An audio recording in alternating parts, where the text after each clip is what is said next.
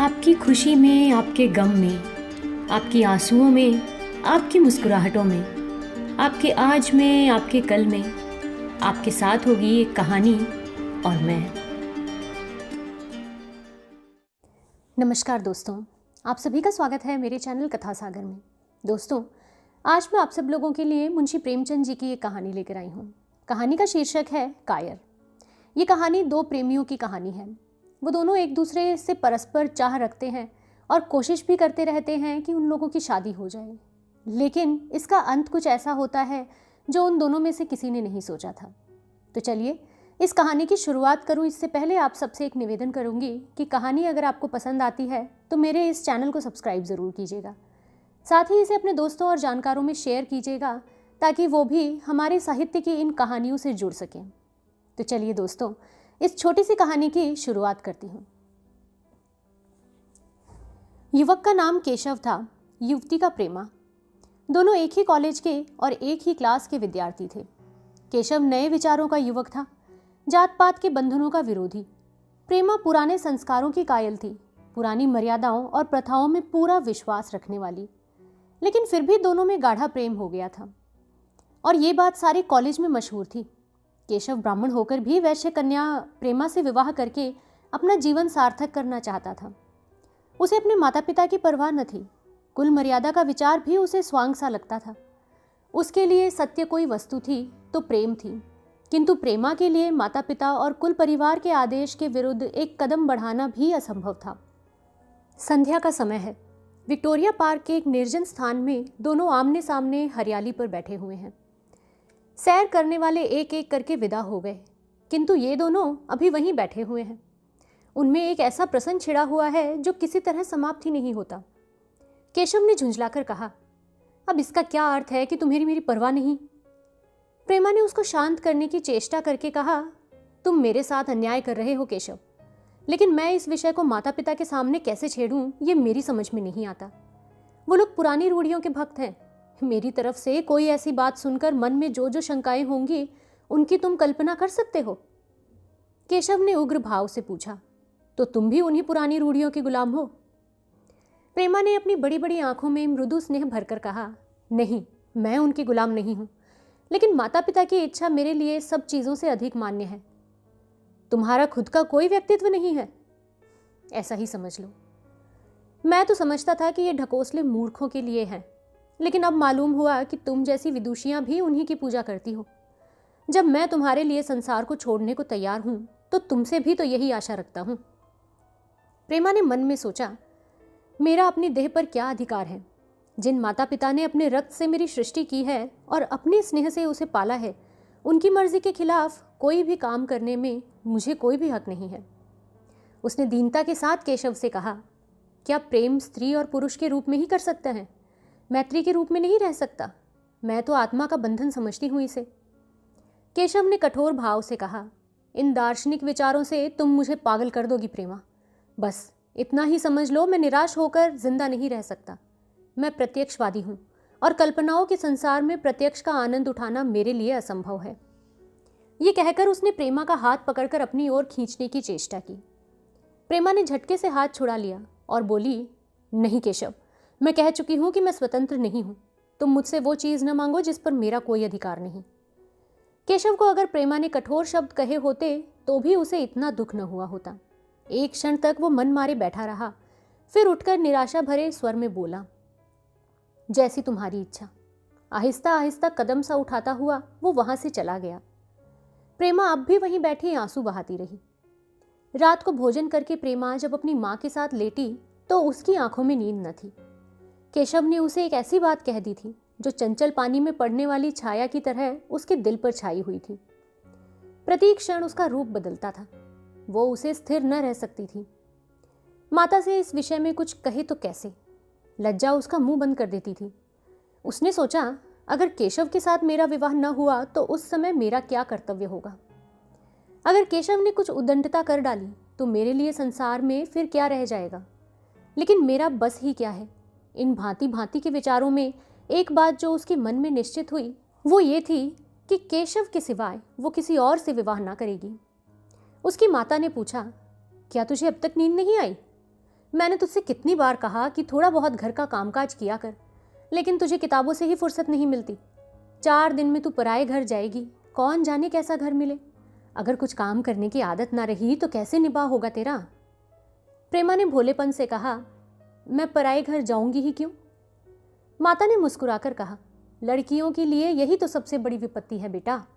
माँ बाप की गोद में पलकर जो ही सयानी हुई दूसरों की हो जाती हैं। अगर अच्छे प्राणी मिले तो जीवन आराम से कट गया, नहीं तो रो रो कर दिन काटना पड़ता है। सब कुछ भाग्य के अधीन है। अपनी बिरादरी में तो मुझे कोई घर नहीं भाता। कहीं लड़कियों का आदर नहीं, लेकिन करना तो बिरादरी में ही पड़ेगा। न जाने ये जात पात का बंधन कब टूटेगा। प्रेमा डरते डरते बोली, कहीं कहीं तो बिरादरी के बाहर भी विवाह होने लगे हैं अम्मा।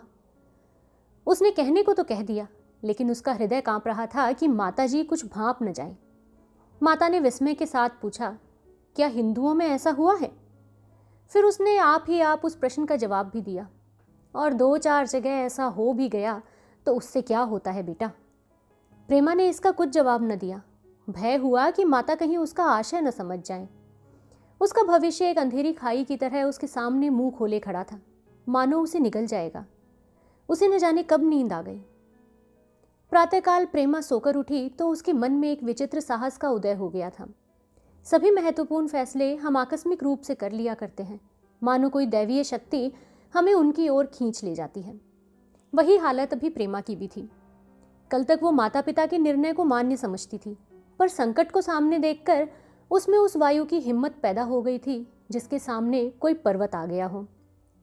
वही मंद वायु प्रबल वेग से पर्वत के मस्तक पर चढ़ी जाती है और उसे कुचलती हुई दूसरी तरफ जा पहुंचती है। प्रेमा मन में सोच रही थी, मानो ये देह माता पिता की है, किंतु आत्मा तो मेरी है। मेरी आत्मा को जो कुछ भुगतना पड़ेगा वो इसी देह से तो भुगतना पड़ेगा। अब वो इस विषय में संकोच करना अनुचित ही नहीं, घातक भी समझ रही थी। अपने जीवन को क्यों एक झूठे सम्मान पर बलिदान करे। उसने सोचा, विवाह का आधार अगर प्रेम न हो तो वो देह का विक्रय है। आत्मसमर्पण क्यों बिना प्रेम के भी हो सकता है। इस कल्पना ही से न जाने किस अपरिचित युवक से उसका विवाह हो जाएगा, उसका हृदय विद्रोह कर उठा। वो अभी नाश्ता करके कुछ पढ़ने जा ही रही थी कि उसके पिता ने प्यार से पुकारा, मैं कल तुम्हारे प्रिंसिपल के पास गया था, वो तुम्हारी बड़ी तारीफ कर रहे थे। प्रेमा ने सरल भाव से कहा, आप तो यूं ही कहा करते हैं पिताजी। अरे नहीं, सच बोल रहा हूं। ये कहते हुए उन्होंने अपनी मेज की दराज खोली और मखमली चौखटों में जड़ी हुई एक तस्वीर निकालकर उसे दिखाते हुए बोले, ये लड़का ICS के इम्तिहान में प्रथम आया है। इसका नाम तो तुमने सुना होगा। बूढ़े पिता ने ऐसी भूमिका बांध दी कि माँ उनका आशय न समझ सकी, लेकिन प्रेमा भांप गई। उसका मन तीर की भांति लक्ष्य पर जा पहुंचा। उसने बिना तस्वीर की ओर देखे ही कहा, नहीं, मैंने तो इसका नाम नहीं सुना। पिता ने बनावटी आश्चर्य से कहा, क्या तुमने उसका नाम ही नहीं सुना? आज के दैनिक पत्र में उसका चित्र और जीवन वृतांत छपा है। प्रेमा ने रुखाई से जवाब दिया, होगा, मगर मैं तो उस परीक्षा का कोई महत्व नहीं समझती। मैं तो समझती हूँ जो लोग इस परीक्षा में बैठते हैं वो पल्ले सिर के स्वार्थी होते हैं।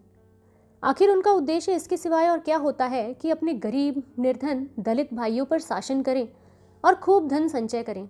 ये तो जीवन का कोई ऊंचा उद्देश्य नहीं है। इस आपत्ति में जलन थी, अन्याय था, निर्दयता थी। पिताजी ने समझा था प्रेमा ये बखान सुनकर लट्टू हो जाएगी। ये जवाब सुनकर तीखे स्वर में बोले, तू तो ऐसी बातें कर रही है जैसे तेरे लिए धन और अधिकार का कोई मूल्य ही नहीं है। प्रेमा ने ढिठाई से कहा, हाँ, मैं तो इसका कोई मूल्य नहीं समझती। मैं तो आदमी में त्याग देखती हूँ। मैं ऐसे युवकों को जानती हूँ जिन्हें ये पद जबरदस्ती भी दिया जाए तो वो स्वीकार नहीं करेंगे। पिता ने उपहास के ढंग से कहा, ये तो आज मैंने नई बात सुनी। मैं तो देखता हूँ कि छोटी छोटी नौकरियों के लिए लोग मारे मारे फिरते हैं। मैं ज़रा उस लड़के की सूरत देखना चाहता हूँ जिसमें इतना त्याग हो। मैं तो उसकी पूजा करूँगा। शायद किसी दूसरे अवसर पर यह शब्द सुनकर प्रेमा लज्जा से सिर झुका लेती, पर इस समय उसकी दशा उस सिपाही की सी थी जिसके पीछे एक गहरी खाई हो। आगे बढ़ने के सिवाय उसके लिए और कोई मार्ग न था। अपने आवेश को संयम से दबाती हुई, आंखों में विद्रोह भरे, वो अपने कमरे में गई और केशव के कई चित्रों में से वो एक चित्र चुनकर लाई जो उसकी निगाह में सबसे खराब था और पिता के सामने रख दिया। बूढ़े पिताजी ने चित्र को उपेक्षा के भाव से देखना चाहा, लेकिन पहली दृष्टि ही में उसने उन्हें आकर्षित कर लिया। ऊंचा कद था और दुर्बल होने पर भी उसका गठन स्वास्थ्य और संयम का परिचय दे रहा था। मुख पर प्रतिभा का तेज न था, पर विचारशीलता का कुछ ऐसा प्रतिबिंब था जो उसके मन में विश्वास पैदा करता था। उन्होंने उस चित्र की ओर देखते हुए पूछा, ये किसका चित्र है? प्रेमा ने संकोच से सिर झुकाकर कहा, ये मेरे ही क्लास में पढ़ते हैं। अपनी ही बिरादरी का है? प्रेमा की मुख मुद्रा धूमिल हो गई। इसी प्रश्न के उत्तर पर उसकी किस्मत का फैसला हो जाएगा। उसके मन में पछतावा हुआ कि व्यर्थ ही मैं इस चित्र को यहाँ लाई। उसमें एक क्षण के लिए जो दृढ़ता आई थी वो इस पैने प्रश्न के सामने कातर हो उठी। दबी हुई आवाज में बोली, जी नहीं, वो ब्राह्मण है। और ये कहने के साथ ही क्षुब्ध होकर कमरे से निकल गई, मानो यहाँ की वायु में उसका गला घुटा जा रहा हो, और दीवार की आड़ में होकर रोने लगी। लालाजी को तो पहले ऐसा क्रोध आया कि प्रेमा को बुलाकर साफ साफ कह दें कि ये असंभव है। वो उसे गुस्से से दरवाजे तक आए, लेकिन प्रेमा को रोते देखकर नम्र हो गए। इस युवक के प्रति प्रेमा के मन में क्या भाव थे, ये उनसे छिपा न रहा। वो स्त्री शिक्षा के पूरे समर्थक थे, लेकिन इसके साथ ही कुल मर्यादा की रक्षा भी करना चाहते थे। अपनी ही जाति के सुयोग्य वर के लिए अपना सर्वस्व अर्पण कर सकते थे, लेकिन उस क्षेत्र के बाहर कुलीन से कुलीन और योग्य से योग्य वर की कल्पना भी उनके लिए असह्य थी। इससे बड़ा अपमान वो सोच ही न सकते थे। उन्होंने कठोर स्वर में कहा, आज से कॉलेज जाना बंद कर दो। अगर शिक्षा कुल मर्यादा को डुबोना ही सिखाती है तो कुछ शिक्षा है। प्रेमा ने कातर कंठ से कहा, परीक्षा तो समीप आ गई है। लालाजी ने दृढ़ता से कहा, आने दो। और फिर अपने कमरे में जाकर विचारों में डूब गए। 6 महीने गुजर गए। लालाजी ने घर में आकर पत्नी को एकांत में बुलाया और बोले, जहाँ तक मुझे मालूम है केशव बहुत ही सुशील और प्रतिभाशाली युवक है। मैं तो समझता हूँ प्रेमा इस शोक में घुल घुल कर अपने प्राण दे देगी। तुमने भी समझाया, मैंने भी समझाया, दूसरों ने भी समझाया, पर उस पर कोई असर ही नहीं होता। अब ऐसी दशा में हमारे लिए और क्या उपाय है? उनकी पत्नी ने चिंतित भाव से कहा, कर तो दोगे, लेकिन रखोगे कहाँ? न जाने कहाँ से ये कुलच्छनी मेरी कोख में आई। लालाजी ने भवें सिकोड़कर तिरस्कार के साथ कहा, ये तो 1000 दफ़ा सुन चुका, लेकिन कुल मर्यादा के नाम को कहाँ तक रोएं? चिड़िया का पर खोलकर ये आशा करना कि वो तुम्हारे आंगन में ही फुदकती रहेगी, ये तो भ्रम है। मैंने इस पर ठंडे दिल से विचार किया है और इस नतीजे पर पहुंचा हूं कि हमें इस आप धर्म को स्वीकार कर लेना ही चाहिए। कुल मर्यादा के नाम पर मैं प्रेमा की हत्या तो नहीं कर सकता। दुनिया हंसती हो हंसे, मगर वो ज़माना बहुत जल्दी आने वाला है जब ये सभी बंधन टूट जाएंगे। आज भी सैकड़ों विवाह जात पात के बंधनों को तोड़कर हो चुके हैं। अगर विवाह का उद्देश्य स्त्री और पुरुष का सुखमय जीवन है तो हम प्रेमा की उपेक्षा तो नहीं कर सकते। वृद्धा ने क्षुब्ध होकर कहा, जब तुम्हारी यही इच्छा है तो मुझसे क्या पूछते हो?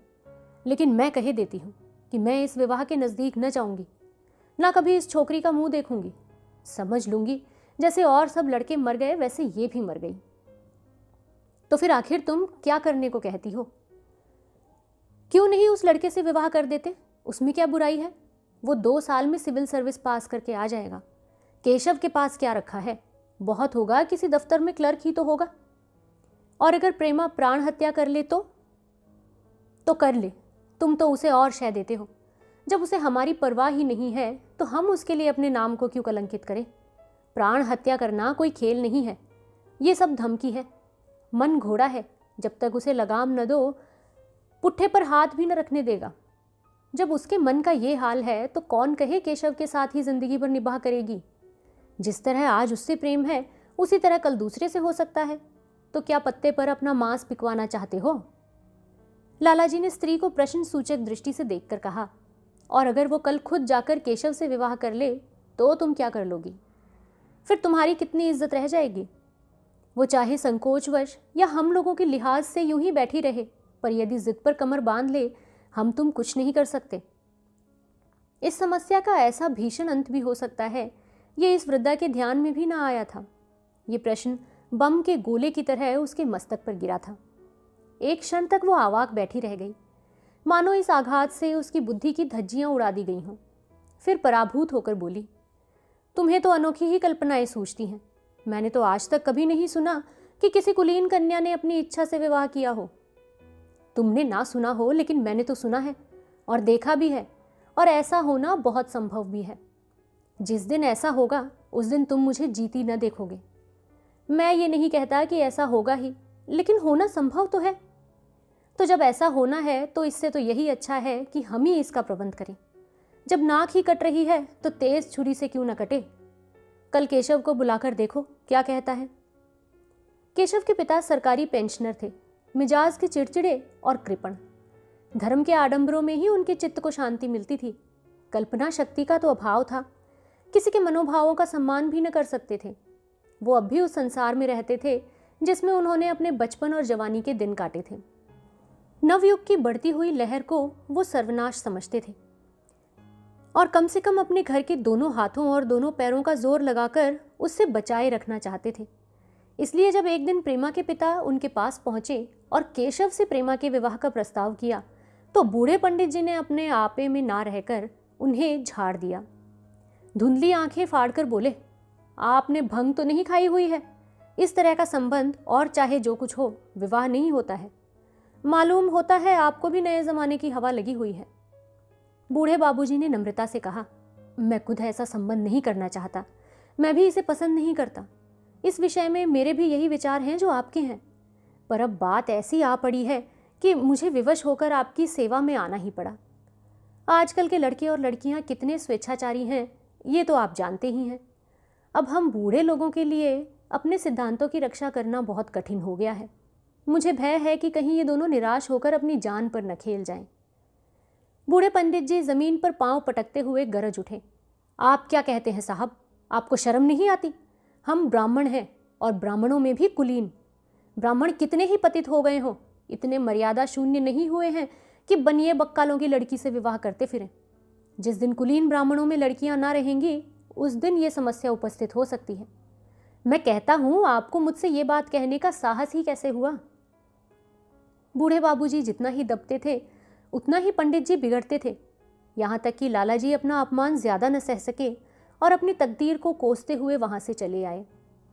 उसी वक्त केशव कॉलेज से आया।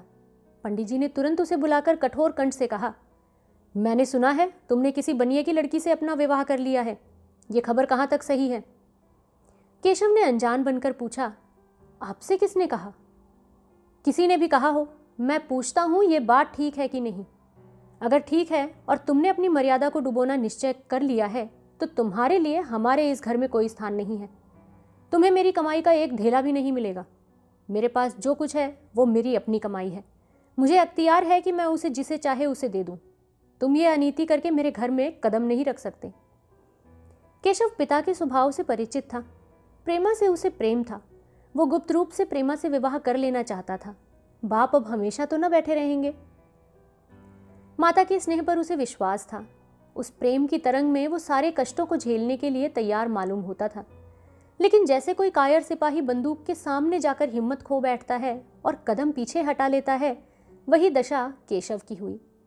वो साधारण युवकों की तरह सिद्धांतों के लिए बड़े बड़े तर्क कर सकता था, जबान में उसमें अपनी भक्ति की दुहाई दे सकता था, लेकिन उसके लिए यातनाएं झेलने की सामर्थ्य उसमें न थी। अगर वो अपनी जिद पर अड़ा और पिता ने भी अपनी टेक रखी तो उसका कहाँ ठिकाना लगेगा? उसका जीवन ही नष्ट हो जाएगा। उसने दबी जबान से कहा, जिसने भी आपसे ये सब कहा है वो बिल्कुल झूठ कहा है। पंडित जी ने तीव्र नेत्रों से देखकर कहा, तो ये खबर बिल्कुल गलत है? जी हाँ, बिल्कुल गलत। तो तुम आज ही इसी वक्त उस बनिए को खत लिख दो और याद रखो कि अगर इस तरह की चर्चा फिर कभी उठी तो तुम्हारा सबसे बड़ा शत्रु मैं होऊंगा। बस जाओ यहाँ से। केशव और कुछ न कह सका। वो वहां से चला गया तो ऐसा मालूम होता था कि पैरों में दम ही नहीं है। दूसरे दिन प्रेमा ने केशव के नाम ये पत्र लिखा, केशव, तुम्हारे पूज्य पिताजी ने लालाजी के साथ जो अशिष्ट और अपमानजनक व्यवहार किया है उसका हाल सुनकर मेरे मन में बड़ी शंका उत्पन्न हो रही है। शायद उन्होंने तुम्हें भी डांट फटकार बताई होगी। ऐसी दशा में मैं तुम्हारा निश्चय सुनने के लिए विकल हो रही हूँ। तुम्हारे साथ हर तरह का कष्ट झेलने को तैयार हूँ। मुझे तुम्हारे पिताजी की संपत्ति का मोह नहीं है। मैं तो केवल तुम्हारा प्रेम चाहती हूँ और उसी में प्रसन्न हूँ। आज शाम को यहीं आकर भोजन करो। दादा और माँ दोनों तुमसे मिलने के लिए बहुत इच्छुक हैं। मैं वो स्वप्न देखने में मगन हूँ जब हम दोनों उस सूत्र में बंध जाएंगे जो टूटना ही नहीं जानता, जो बड़ी से बड़ी आपत्ति में भी अटूट रहता है। तुम्हारी प्रेमा। संध्या हो गई और इस पत्र का कोई जवाब ना आया।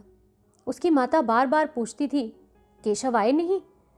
बूढ़े लाला भी द्वार की ओर आंख लगाए बैठे थे। यहाँ तक कि रात के 9 बज गए, पर ना तो केशव ही आए, ना उनका पत्र। प्रेमा के मन में भांति भांति के संकल्प विकल्प उठ रहे थे। कदाचित उन्हें पत्र लिखने का अवकाश न मिला होगा, या आज आने की फुर्सत न मिली होगी। कल अवश्य आ जाएंगे। केशव ने पहले उसके पास जो प्रेम पत्र लिखे थे, उन सब को उसने फिर पढ़ा। उनके एक एक शब्द से कितना अनुराग टपक रहा था, उनमें कितना कंपन था, कितनी विकलता, कितनी तीव्र आकांक्षा। फिर उसे केशव के वो वाक्य याद आ गए जो उसने सैकड़ों ही बार कहे थे। कितनी बार वो उसके सामने रोया था। इतने प्रमाणों के होते हुए भी निराशा के लिए कहाँ स्थान था, मगर फिर भी सारी रात उसका मन जैसे सूली पर टंगा रहा। प्रातःकाल केशव का जवाब आया। प्रेमा ने कांपते हुए हाथों से पत्र लेकर पढ़ा। पत्र हाथ से गिर गया। ऐसा जान पड़ा मानो उसकी देह का रक्त स्थिर हो गया हो। लिखा था, मैं बड़े संकट में हूँ कि तुम्हें मैं क्या जवाब दूँ। मैंने इधर इस समस्या पर खूब ठंडे दिल से विचार किया है और इसी नतीजे पर पहुंचा हूं कि वर्तमान दशाओं में मेरे लिए पिता की आज्ञा की उपेक्षा करना दुस्सह है। मुझे कायर मत समझना, मैं स्वार्थी भी नहीं हूं, लेकिन मेरे सामने जो बाधाएं हैं उन पर विजय पाने की शक्ति मुझ में नहीं है। पुरानी बातों को भूल जाओ, उस समय मैंने इन बाधाओं की कभी कल्पना भी न की थी। प्रेमा ने एक लंबी गहरी जलती हुई सांस खींची और उस खत को फाड़कर फेंक दिया। उसकी आंखों से अश्रुधार बहने लगी। जिस केशव को उसने अपने अंतःकरण से वर लिया था, वो इतना निष्ठुर हो जाएगा, इसकी उसको रत्ती भर भी आशा न थी। ऐसा मालूम पड़ा मानो अब तक वो कोई सुनहला स्वप्न देख रही थी, पर आंख खुलने पर वो सब कुछ अदृश्य हो गया। जीवन में जब आशा ही लुप्त हो गई, तो अब अंधकार के सिवाय और क्या रहा।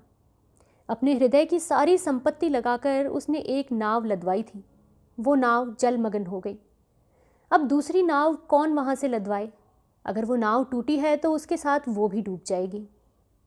माता ने पूछा, क्या केशव का पत्र है?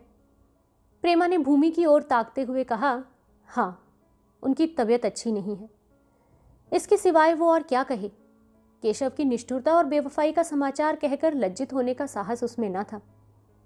दिन भर वो घर के काम धंधों में लगी रही, मानो उसे कोई चिंता ही नहीं है।